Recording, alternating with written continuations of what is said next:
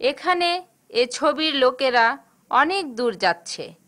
এ সমস্ত লোকেরা তাদের নিজেদের দেশ, আত্মীয় স্বজন ছেড়ে অন্য একটা দেশে যাচ্ছে।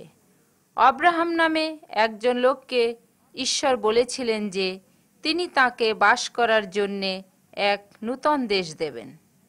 অব্রাহাম তার স্ত্রী সারা, ভাইয়ের ছেলে লোট ও তার দাস দাসীকে তার সঙ্গে নিলেন। এ সমস্ত লোকেরা তাদের ধন সম্পদ তাদের সঙ্গে নিলেন। এভাবে তারা যখন কনান নামক এক দেশের সম্মুখবর্তী হলেন, তখন ঈশ্বর অব্রাহামকে দেখা দিয়ে বললেন, এ দেশ আমি তোমাকে ও তোমার বংশধরকে দেব। প্রথমে দুর্ভিক্ষের কারণে এ দেশে বাস করতে খুব কষ্ট হচ্ছিল, তাই অব্রাহামকে এ লোকদের নিয়ে অন্য জায়গায় যেতে হয়েছিল। অবশ্য তারা আবার কনান দেশে ফিরে আসলেন, কারণ অব্রাহাম ঈশ্বরের প্রতিজ্ঞায় বিশ্বাস করেছিলেন।